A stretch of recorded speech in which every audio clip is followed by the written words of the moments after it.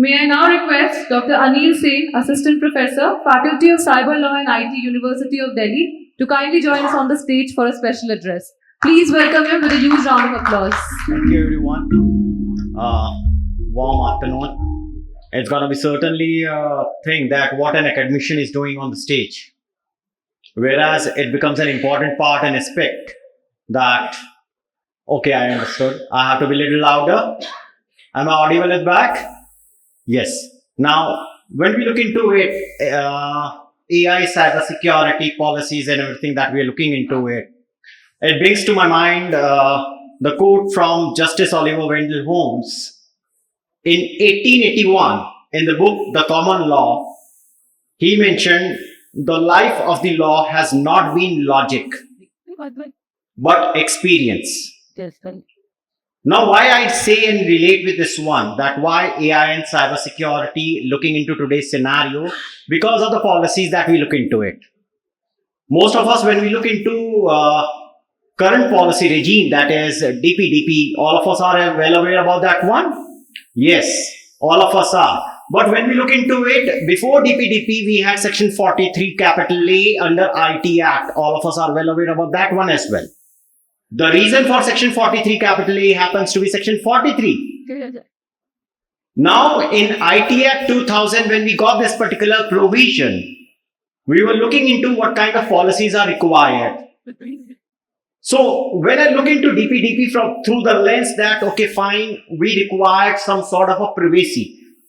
Post Justice Puttaswamy decision. Was it the privacy that we were looking into it? Because now the time has come that we correlate privacy with the cyber sovereignty. Now the work that we are looking into it is, let's have our own homes managed by us only rather than somebody else managing it for us.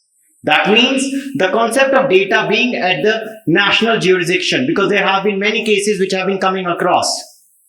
Let me take an example. I'm connected with the state right now, with government of UP, where we are looking into DPDP navigating challenges, where we are examining what sort of a work as a consent manager is mandated and what should be looked into it. Because we all are service providers in one way or the other. Either the consumer is the service or we deliver the service. This is the concept that we take up under the IT Act, IT provisions. But while looking into it, we forgot that what kind of data is required to be collected. And the moment we do cross the line, the cost happens to be 250 crores under DPDP Act. That becomes an important thing, that what sort of a scenario while maintaining the privacy should be looked into. And who should define privacy, because of privacy has been little left open for us to interpret. That is why DPDP Act from PDP, the journey of Personal Data Protection Bill, has come to DPDP only to come up with a general understanding that this is what is required at this juncture. So when we examine this particular perspective of cyber sovereignty, certainly we are marching ahead. We are talking about the concepts of storing data within ourselves. We are talking about the concept of data centers. We are talking about the concepts of critical infrastructures. We are talking about data principle, because all of us who have actually gone through the provisions under the DPDP law on 11th August 2023, it came into effect, are well aware that it is focused upon data principle. And that is what the desire as a nation of Government of India happens to be.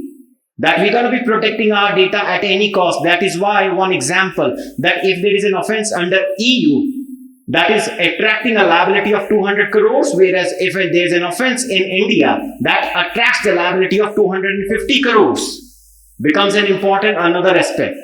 Now, we are just waiting and marching towards that May 2027 should come soon, because that is the fourth and the last phase for the rules to be implemented. And the moment this crosses over, what are we doing us? The law will be providing and empowering us with the understanding that what is the role of data today. And if we connect with this particular understanding of computer-related jobs, computer-related businesses, AI will not be leaving anything unturned.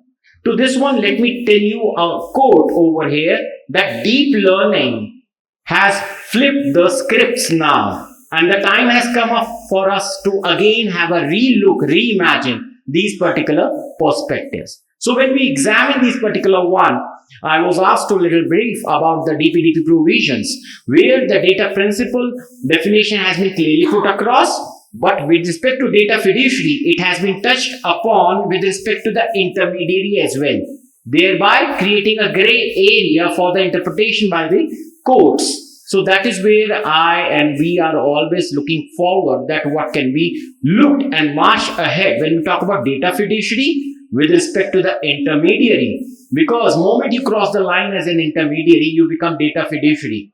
And when you are data fiduciary, it is that a clock ticking up on our head, that is 250 crores. So we don't want to fall into that one, though there happens to be exemptions in that particular scenario. So that is my take on this particular scenario, right? Thank you, everyone. Thank you, sir. May I once again request Shri Ashish Upadhyay to please felicitate sir with a token of gratitude. Please give them a big round of applause.